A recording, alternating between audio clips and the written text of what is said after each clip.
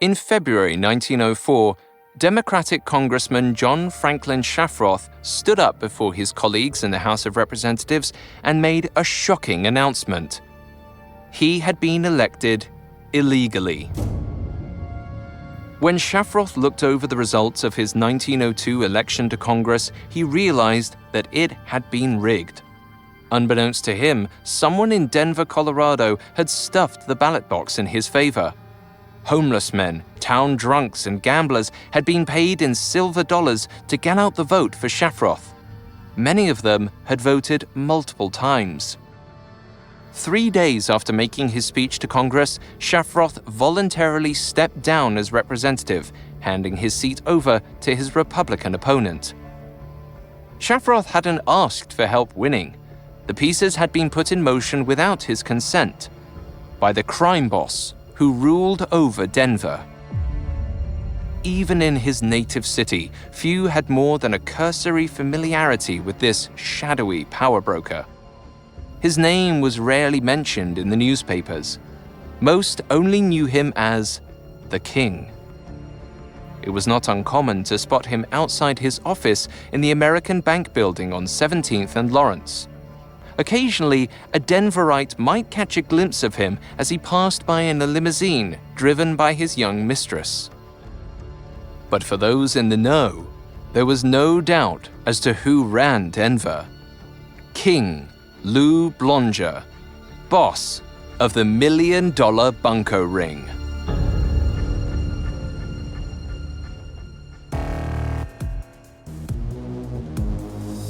Welcome to Con Artists, a Parcast original. I'm Alistair Murden. Every week, we peel back the layers of history's greatest deceptions and tell the stories of the hustlers, swindlers, and fraudsters that orchestrated them. I'll dive into their psychology, break down their tricks, and explain why anyone might fall for a con. You can find all episodes of Con Artists and all other Parcast originals for free on Spotify or wherever you listen to podcasts. To stream Con Artists for free on Spotify, just open the app and type Con Artists in the search bar. In today's one-part episode, we're covering Lou Blonger, an early 20th century vice lord.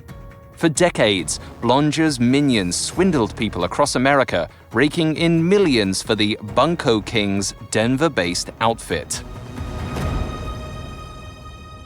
We have all that and more coming up. Stay with us.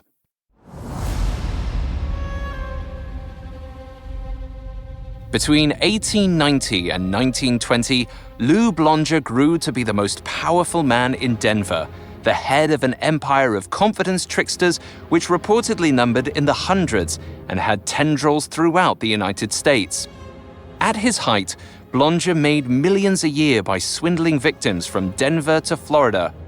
Much of the police force and even Denver's mayor was in his pocket. He seemed untouchable. Until a scrappy, headstrong district attorney with little resources and few allies decided to challenge one of the most powerful con men in the country. Lou Blonger was born in Vermont in May 1849. As a child, he moved with his parents and 13 siblings to Wisconsin.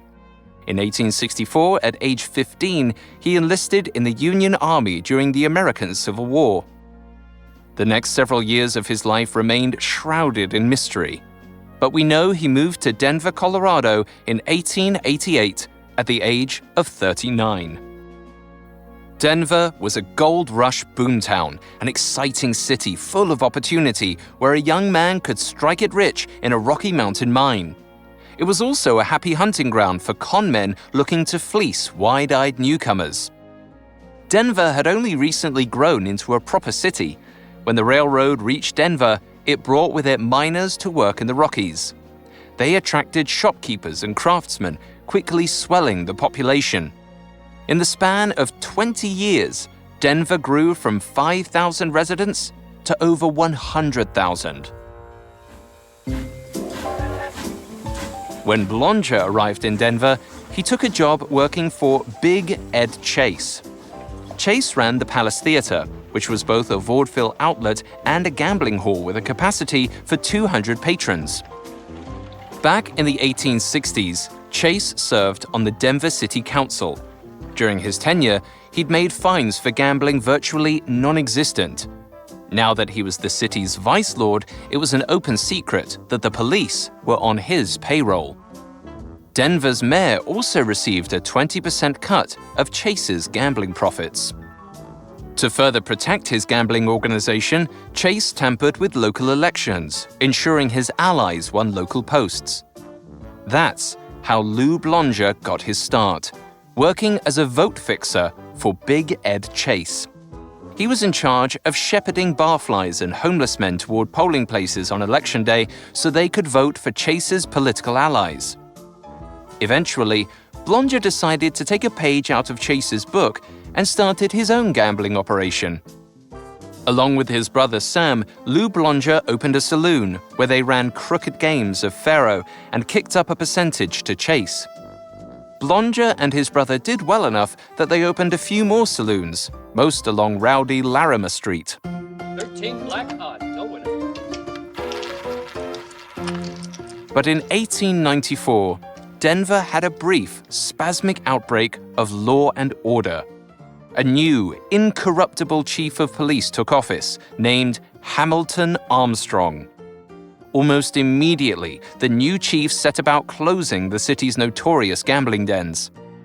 Big Ed Chase was one of several gamblers who tried to bribe Armstrong, offering him $13,000. Armstrong responded by tossing Chase behind bars. With the boss locked up, Blonger stepped effortlessly into the power vacuum. In 1895, the law and order fever subsided. Gambling was made legal in Denver once more thanks to a petition from the city's leading businessmen. They argued that gambling brought money to Denver.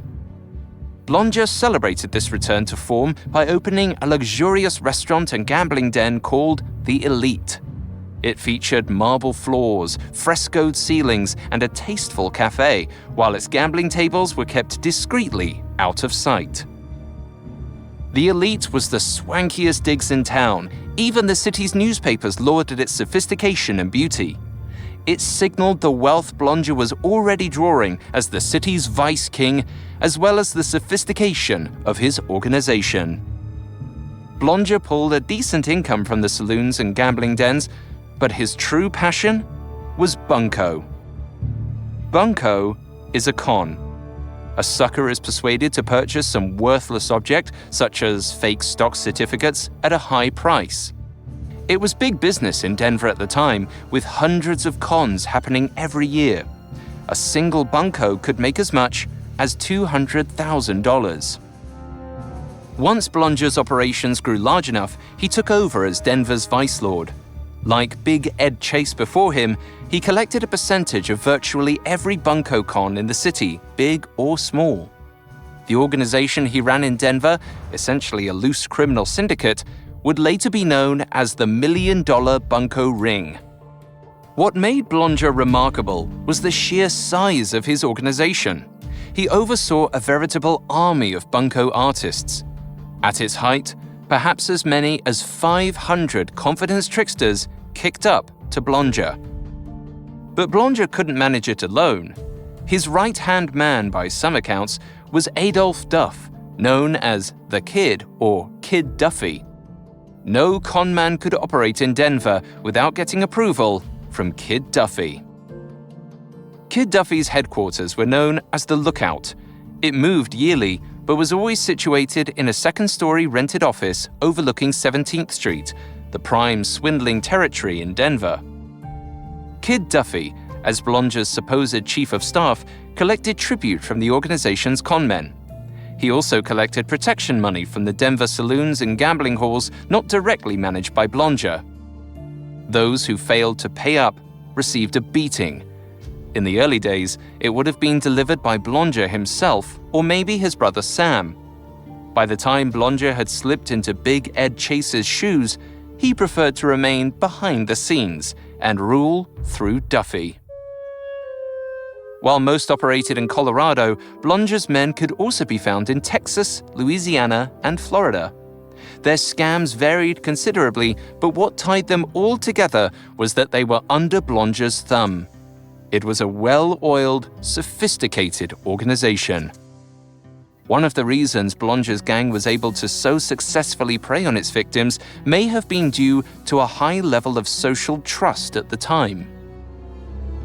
According to a study by Bo Rothstein and Daniel Ake for the Quality of Government Institute, countries with strong economic growth, higher economic equality, and which are more democratic generally, tend to have a high level of social trust.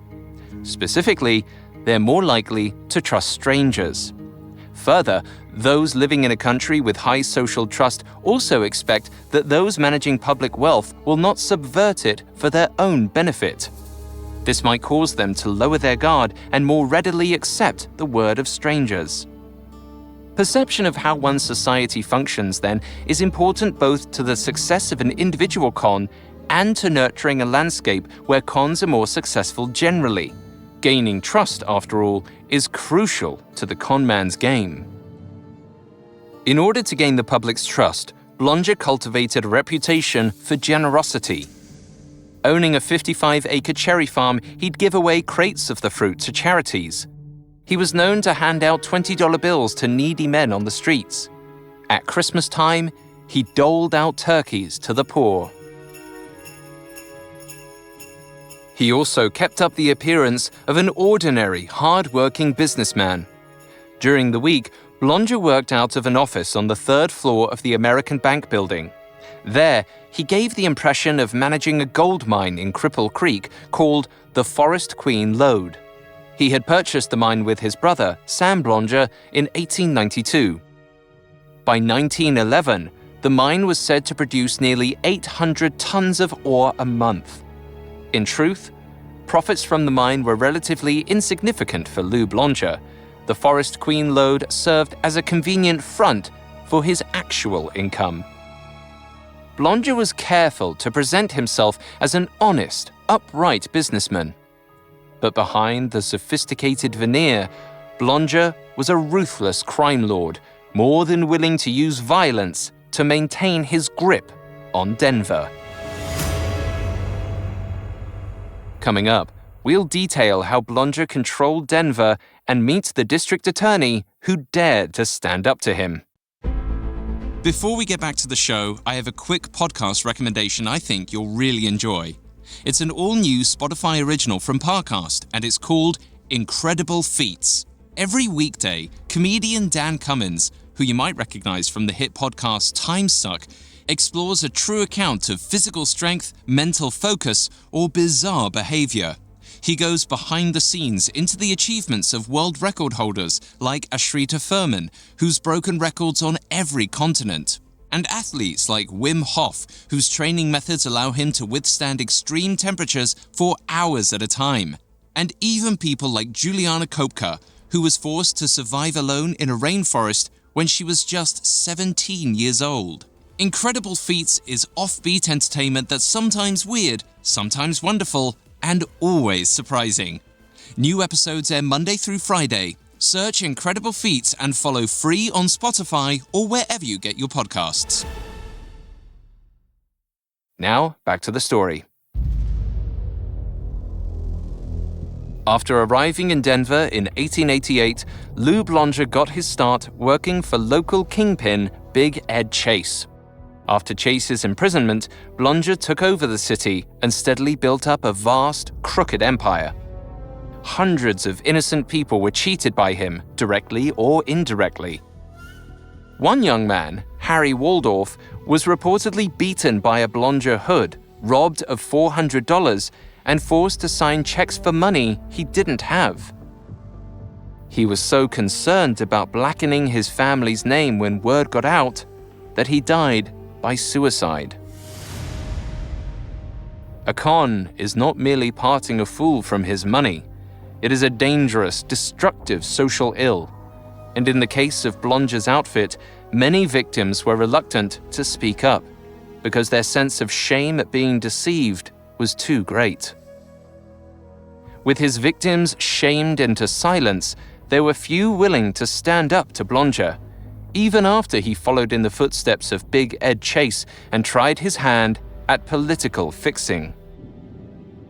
Stories suggest that during one election, a single Blonger associate voted for 4 men at least 14 times apiece.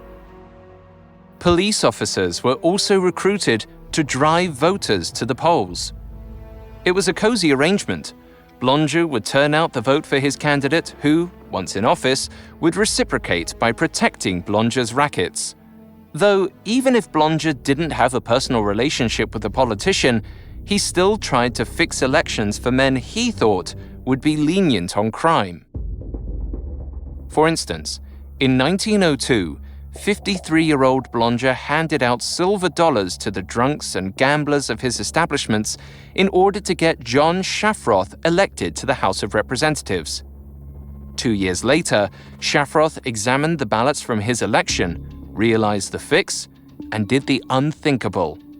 He got up in front of Congress, announced that he had been elected illegally, and said that his opponent was entitled to his seat. The incident exposed Blonger as a political fixer. 8 witnesses had seen him personally handing out silver dollars in exchange for votes. In response, Blonger announced that he was moving to Cuba.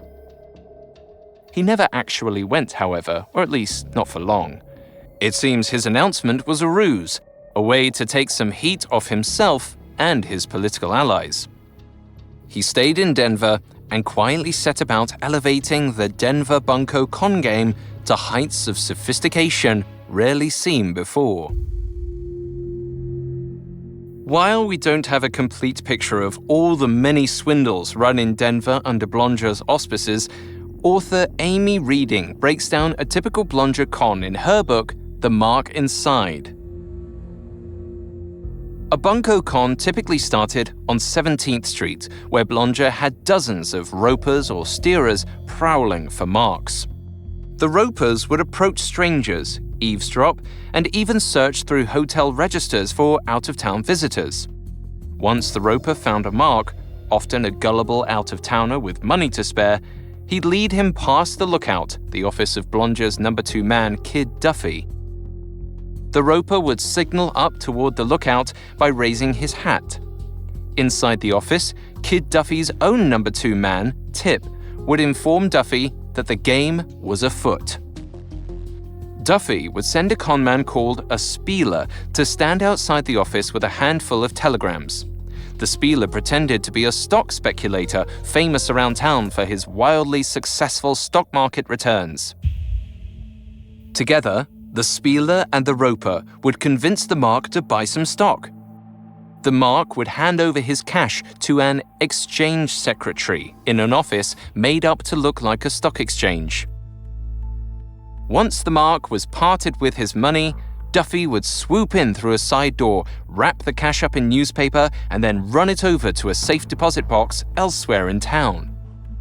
Only later would the mark realize the stock was useless. If a mark went to the police, the cops would walk around town in circles, never to the lookout or wherever the con had occurred.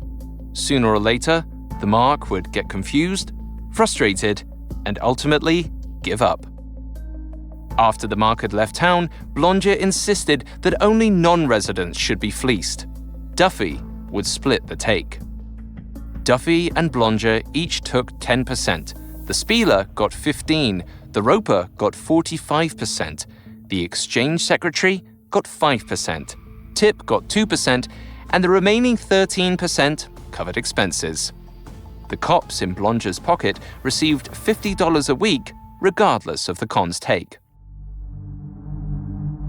By the early 1920s, Blonger, then in his 70s, was at the zenith of his wealth and power. Between 1919 and 1922, it was estimated that the Denver mob under Blonger swindled between $1 and $3 million a year, or roughly between $15 and $45 million in today's currency. A fraction of that wealth was used to pay off Denver Police Department detectives, the district attorney, and staffers in the Denver office of the Department of Justice. The co-owner of the Denver Post was also a close friend, which goes some way in explaining why Blonger's name rarely appeared in the newspaper. According to author Amy Reading, Blonger had created a black hole in the center of the city into which truth slid and vanished. For years, no one had dared challenge Blonger. The man who finally had the audacity and courage to take on Denver's Bunco King was an upright lawyer named Philip Van Cise. Van Cise spent his first 5 years as a lawyer working for his father's firm in Denver. During the Great War, he'd served as an intelligence officer in France. In 1920, at the age of 36, he decided to run for district attorney of Denver and won his party's primary. Shortly after Van Cise clinched the nomination, the head of Denver's largest private detective agency showed up in his office and asked if Van Cise would like to meet a man who could control 1,500 votes in the upcoming election. Van Cise initially turned the flat foot away, but after some convincing from colleagues, Van Cise changed his mind and agreed to meet the mysterious power broker. Van Cise entered the detective's office and found Lou Blonger waiting for him. Smiling and friendly, Blonger told Van Cise that he was glad a fellow veteran was in the district attorney race. He said that old soldiers like him were proud of young soldiers like Van Cise. Because he was the only soldier in the race, Blonger wanted to offer him $25,000 in campaign contributions. Van Cise, though a little wary, said he was happy to get the help. But there was a catch. In exchange for the cash, Blonger wanted Van Cise's assurance that if any of the Kingpin's men were arrested in the future, Van Cise would set their bonds at a mere $1,000, no matter what. Van Cise politely refused. Perhaps Blonger was annoyed, perhaps he took it in stride, but in any case, he chose to support Van Cise's opponent in the district attorney race. The contest was a close one, but suburban voters, who were outside of Blonger's control, tipped the result in Van Cise's favor. Before he was even sworn in, Van Cise rolled up his sleeves and got to work. The first thing he did was seek an ally in Hamilton Armstrong, Denver's chief of police. Despite the extensive corruption within the department, Armstrong had a reputation as a tough, upright do-gooder. Whenever he caught a policeman drinking on the job, Armstrong fired him on the spot. Once, when gambling had been illegal in Denver, Armstrong allegedly burst into a socialite's mansion and, without uttering a word, took an axe to the roulette wheel set up in her living room. Armstrong asked Van Cise if he knew anything about Blonger and his organization. Van Cise confessed that he knew very little. Armstrong explained that the man who had offered the prospective district attorney $25,000 to fix bond rates was the boss of Denver. Armstrong, as police chief, answered to the mayor, but the mayor answered to Blonger. Still, Armstrong offered to work with Van Cise, telling him, "If you are on the level, I will get you the dope and you do the work, and we will smash the whole damn bunch of them." But it wasn't meant to be. Armstrong died of a heart attack the day before Van Cise's inauguration. The district attorney would have to clean up Denver on his own. The day Van Cise took office, 50 of the city's best con artists left town. They had decided to lay low to see just how serious the new DA would be. One Bunco artist optimistically told the Denver Times that they all hoped to be back in business in a couple months. Van Cise, however, was determined to drive the scourge out of Denver. He now understood that in order to accomplish that, he had to take down Blonger and the $1 million Bunco ring. Coming up, we'll explore how Van Cise built the case against Lou Blonger. Now, back to the story. By the early 1920s, Lou Blonger and his Bunco organization ruled Denver, swindling millions a year out of unsuspecting marks. Newly elected District Attorney Philip Van Cise was the first to seriously challenge Blonger's hold on power. To lull Blonger's organization into a false sense of security, Van Cise publicly pretended to be a naive lawyer in over his head. Secretly, however, he was building a trap to catch Blonger and his men. He made a list of all of Blonger's victims and wrote to all that he could find, asking them to testify in the future. He reached out to members of the Secret Service and the U.S. Postal Inspection Service, asking for an education in the ways of the con man. He sought out men who were not on Blonger's payroll and those he could trust. He created an index of over 600 con men. He hired 3 private detectives to go undercover as con men in Blonger's organization. He even routinely rummaged through Blonger's office wastebasket, searching for evidence. One of Van Cise's biggest coups, however, was that he managed to install a dictaphone recording device in the chandelier of Blonger's office in the American Bank building. As the bug needed regular maintenance, Van Cise asked an executive at General Electric if he knew an electrician who could be counted on. The GE exec decided to do it himself. For a full year, he would routinely sneak into the attic of the American Bank building to keep the bug operational. Building a case strong enough to take down a crime boss like Blonger doesn't come cheap. Since Van Cise couldn't ask City Hall to fund his case without showing his hand to Blonger, the district attorney had to raise the money himself.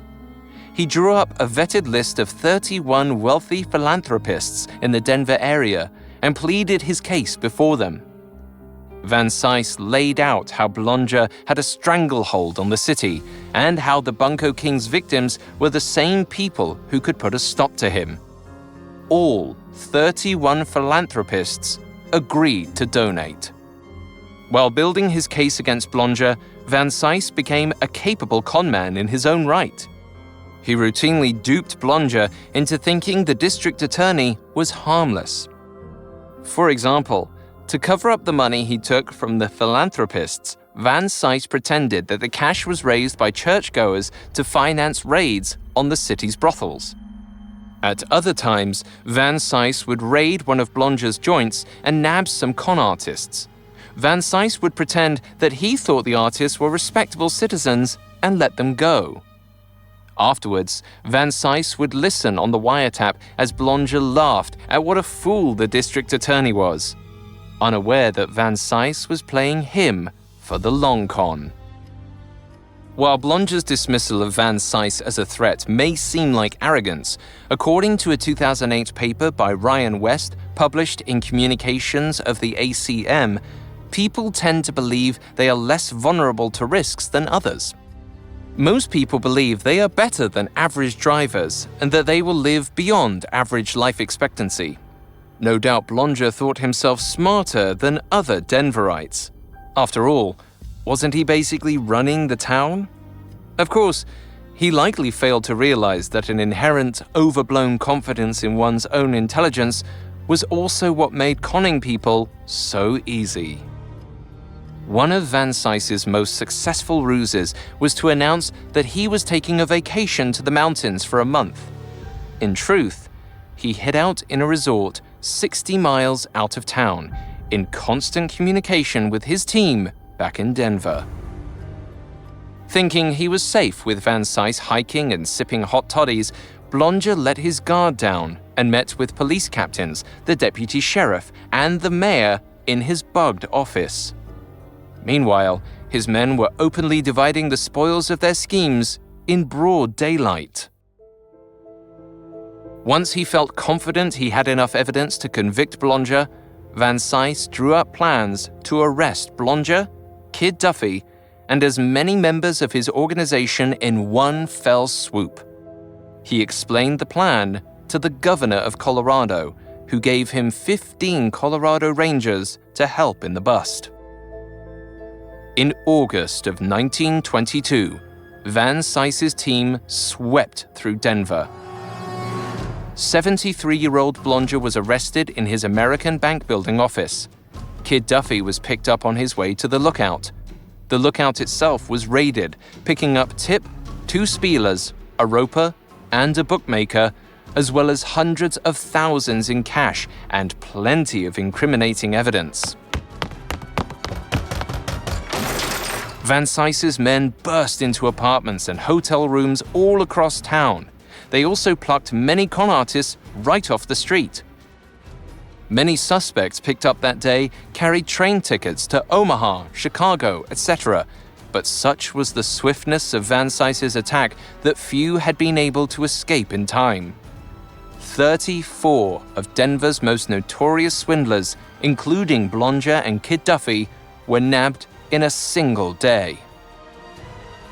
Van Cise didn't want to take the suspects to the local jail because he worried that corrupt cops would alert other con artists who would flee town. So Van Cise herded the suspects into the basement of the First Universalist Church in Denver. For some of Blonger's men, it was the first time they'd been to church in years. At the church, once prisoners were checked in, they were led to the Sunday school room, where they were questioned while forced to sit in tiny children's chairs. A reporter from the Denver Post wrote that Blonger himself looked like a great gray spider spinning out his thoughts of other days. The next day, Blonger was moved to a jail cell in a nearby town where he immediately went to work to get himself free. He tried to bribe his victims to prevent them from testifying. Some took the money, eager to get back what they had lost to Blonger. Most, however, were more interested in seeing the Bunco King finally get his due. In the 2 weeks after the raid, nearly 100 victims returned to Denver to help prosecute the Blonger gang. One victim journeyed all the way from Great Britain to get his revenge on Blonger. During the trial itself, the prosecution called close to 100 witnesses to testify against the kingpin. Meanwhile, it was rumored that friendly Bunco gangs in Chicago, New York, Cleveland, and even Tijuana raised hundreds of thousands of dollars for Blonger's defense fund. If that's true, it's likely the other con artists worried what would happen to their own organizations if Blonger was found guilty. They weren't the only ones who needed to worry. Blonger warned that anyone who cooperated with the government would be killed. One witness was told that if he dared to testify, he'd be shot right there in the courtroom. In order to beat the rap, Blonger also turned to what he knew best: confidence tricks. One source we read relates that the Bunco King attempted to con Van Cise with the Badger game, one of the oldest tricks in the book. It's really quite simple. A woman who's in on the con lures the mark, a married man, to a hotel room. Then, just as things are getting hot and heavy, the con man bursts into the room, discovering them in a compromising position. The con man then blackmails the mark, threatening to go to his wife if he doesn't pay up. Blonger is said to have tried the Badger game on Van Cise, but the DA didn't bite. Adding insult to injury, the woman to whom he paid $2,000 to act as bait took the money and skipped town. Despite Blonger's efforts, he couldn't prevent the inevitable. 20 defendants, including Blonger and his number 2 man, Kid Duffy, were put on trial on February 5th, 1923. It was a particularly heated affair. The opposing legal teams were seen to quarrel both in and out of the courtroom. In at least one instance, a fistfight broke out between lawyers involved in the case. Even the wives and girlfriends of the defendants were said to come to the courtroom armed with pistols under their fancy fur coats. The trial did not go well for the Blonger gang. They really didn't have a leg to stand on. Their tactics mostly relied on assassinating the characters of the witnesses and introducing pointless motions in order to waste time and money. At one point, when the judge chastised the defense counsel for their behavior, the spectators in the courtroom cheered, applauded, and stamped their feet in approval. On March 23, 1923, the trial came to a close. The defense never called a single witness. A guilty verdict seemed assured. Rumor even had it that the county jail had just added 20 beds to its cells, the same number of defendants in the Bunco trial. But Blonger still had a card to play. Blonger attempted to bribe 4 of the jurors. One, Herman Oakley, was allegedly offered $500, more money than he'd ever seen in his life. But rather than take the money, Oakley is said to have turned the bribe over to the judge and told the prosecution where it had come from. In the jury room, 9 of the jurors were in favor of conviction. Only the 3 bribed jurors held out for acquittal. Oakley reportedly told his fellow jurors that Blonger had attempted to bribe him and called out the other 3 who had taken the bribe. The clean jurors refused to announce that they were hung and, together, turned the dirty ones toward the guilty verdict. After 102 hours of deliberation, all 20 defendants were found guilty. Philip Van Cise couldn't have asked for a greater triumph. Denver would never again suffer a crime lord like Lou Blonger. As the verdict was announced, Blonger appeared weak and ashen. At 73 years of age, he was already suffering from asthma, heart problems, and swollen limbs. The trial and conviction seemed to drain him of what little health he had left. On June 1st, the judge sentenced Blonger and his principal lieutenants to 7 to 10 years. Most of the others received 3 to 10 years. One was declared insane and avoided sentencing. On October 18, 1923, Lou Blonger was sent to Colorado State Penitentiary. 6 months later, he was dead. So ended the reign of the Bunco King. Denver, indeed the whole country, would never see his like again. Few swindlers could ever hope to reach such dizzying heights as the boss of the Mile High City.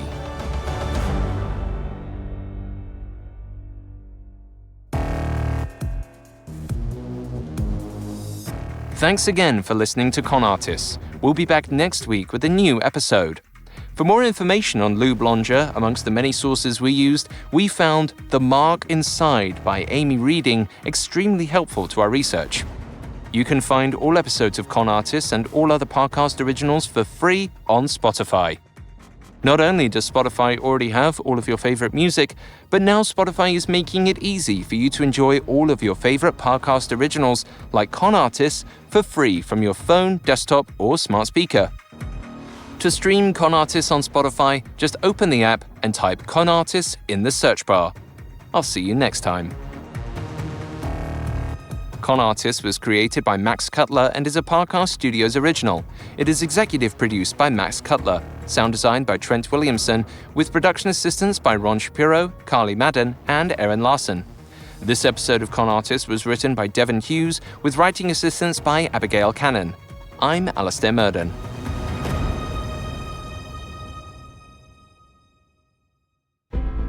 Listeners, you don't want to miss Incredible Feats, the all-new Spotify original from Parcast. Host Dan Cummins freefalls straight into the weirdest, wildest achievements of all time. New episodes air every weekday. Search Incredible Feats and follow free on Spotify or wherever you get your podcasts.